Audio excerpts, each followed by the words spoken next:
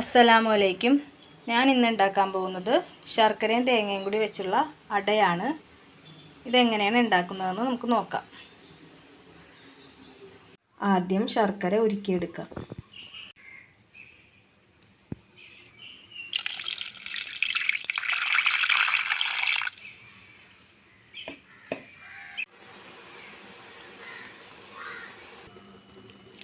ശർക്കര നല്ലപോലെ ഉരുകി വന്നിട്ടുണ്ട്. നമുക്കിതിനി അരിച്ചെടുക്കാം. ഒരു പാത്രം തേങ്ങ എടുത്തിട്ടുണ്ട്. ശർക്കരപ്പാനി വേറൊരു പാനിലോട്ട് അരിച്ചൊഴിച്ച് വെച്ചിട്ടുണ്ട്. അതിലേക്ക് നമുക്ക് തേങ്ങ ഇട്ട് കൊടുക്കാം.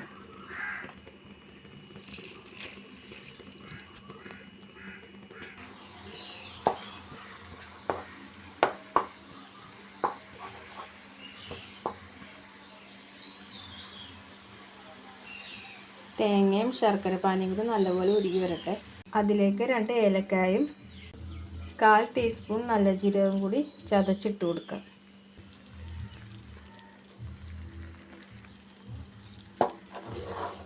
നല്ലതുപോലെ ഇളക്കി കൊടുക്കുക.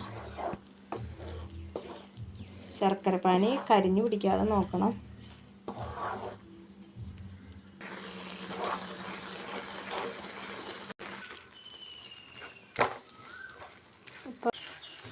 ഇപ്പം നല്ല സ്മെല്ലൊക്കെ വരുന്നുണ്ട്. ആ നല്ല ജീരകത്തിൻ്റെയും ഏലക്കയുടെയൊക്കെ ഫ്ലേവറിൻ്റെ നല്ല സ്മെല്ല് വരുന്നുണ്ട്.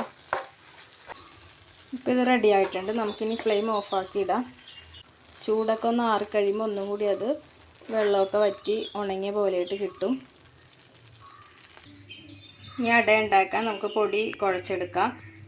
ആട്ടപ്പൊടിയാണ് ഞാൻ എടുത്തേക്കുന്നത്. പൊടി ഇവിടെ കുഴച്ചെടുത്തിട്ടുണ്ട്.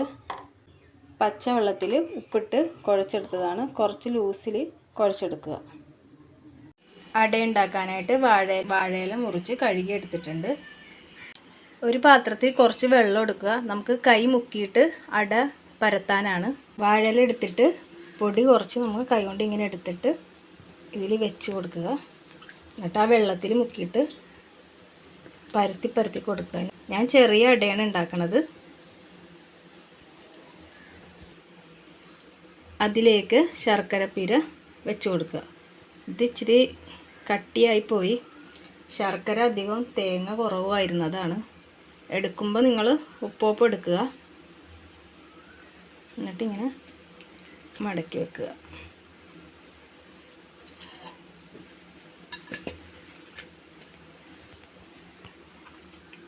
അങ്ങനെ ഓരോന്ന് നമുക്ക് ഇങ്ങനെ വാഴയിൽ മടക്കിയെടുക്കാം.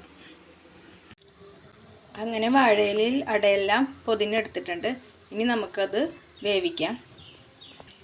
അതിന് ഇടിയപ്പച്ചെമ്പ് വെച്ചിട്ട് അതിൽ വെള്ളമൊഴിച്ച് ഇത് വെച്ച് കൊടുക്കുക. അതിൻ്റെ മുകളിലിട്ട് ഒരട വീതം വെച്ച് കൊടുക്കുക.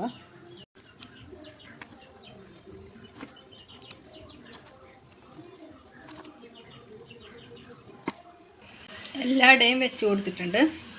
ഇനി നമുക്ക് ഫുൾ ഫ്ലെയിമിലിട്ടിട്ട് മൂടി വെച്ച് കൊടുക്കാം.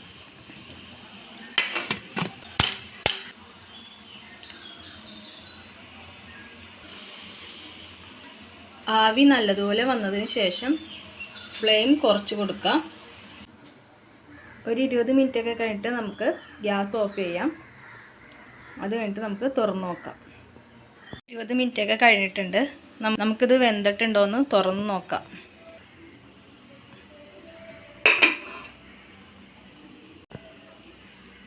വാഴയിലേക്ക് നല്ല വാടി വന്നിട്ടുണ്ട്. ഇങ്ങനെ ഈ കളറൊക്കെ ആകുമ്പോഴാണ് നമുക്ക് അട വെന്തോന്ന് അറിയാൻ പറ്റുള്ളൂ. ഇപ്പോൾ ഇത് ഏകദേശമൊക്കെ വെന്തിട്ടുണ്ട്. ഞാൻ ഫ്ലെയിം ഓഫ് ചെയ്യണേണ്.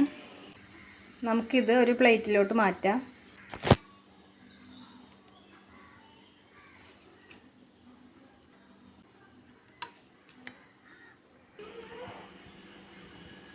ഇപ്പോൾ നമുക്ക് അടയുടെ ഇല ഒന്ന് തുറന്ന് നോക്കാം. ഇത് ശരിക്കും ഒന്ന് ചൂടാറിക്കഴിയുമ്പോഴേ ശരിക്കും നമുക്ക് വെന്തതായിട്ട് മനസ്സിലാവുള്ളൂ.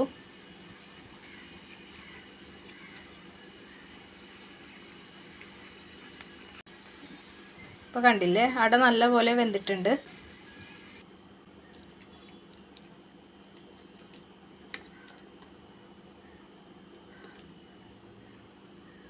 ഇപ്പോൾ ഇതേ അടയുടെ ഉള്ളിലൊക്കെ നല്ല ആ തേങ്ങാപ്പീരയും ശർക്കര എല്ലാം കൂടി നല്ല മെൽറ്റായ പോലെ ഇരിപ്പുണ്ട്. നേരത്തെ ഇത്തിരി കട്ടിക്ക് ഇരുന്ന് വെച്ചതായിരുന്നു.